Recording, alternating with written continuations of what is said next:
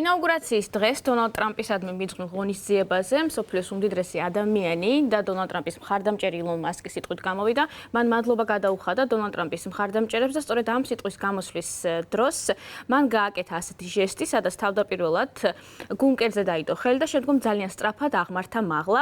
როგორც ხედავთ, სოციალურ ქსელში სწორედ ვიდეოს ეს მონაკვეთი გავრცელდა აქტიურად და ამჟამად განიხილავენ სოციალურ ქსელში იყო თუ არა ეს ნაცისტური მისალმება, თუ უბრალოდ უხერხული ჟესტი, რომელიც შემთხვევით გამოუვიდა ილონ მასკს. მსჯელობა მიმდინარეობს აქტიურად სოციალურ ქსელში მსოფლიოს სხვადასხვა ქვეყნიდან.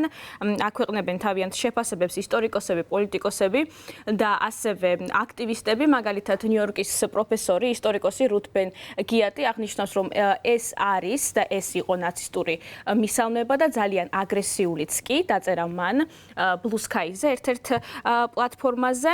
მას ეთანხმებიან კოლეგები, თუმცა ყველა არა. სოციალურ ქსელში პლატფორმა X-ზე კიდევ ერთმა ისტორიკოსმა, მაგალითად აარონ ასტორმა აღნიშნა, რომ მთლიანად უყურა ვიდეოს და მისი აზრით ეს არ იყო ნაცისტური მისალმება, არამედ სოციალურად უხერხული აუტისტური სპექტრის მქონე ადამიანის ქცევა, რომელსაც სურდა ეთქვა, რომ ჩემი გული თქვენთან არის.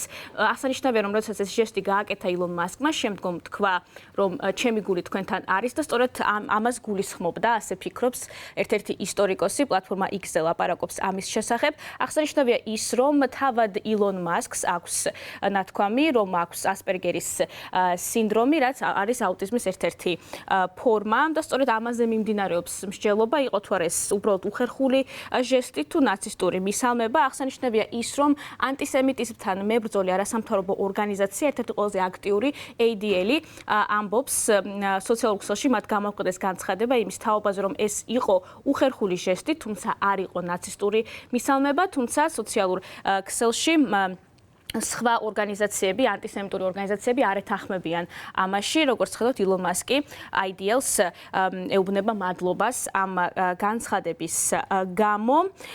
აღსანიშნავია ის, რომ მაგალითად იტალიაში ილონ მასკის მრჩეველმა პლატფორმა X-ზე ანდრეა სტროპამ გამოაქვეყნა, რომ რომის იმპერია დაბრუნდა და ეს იწყება რომაული მისალმებით.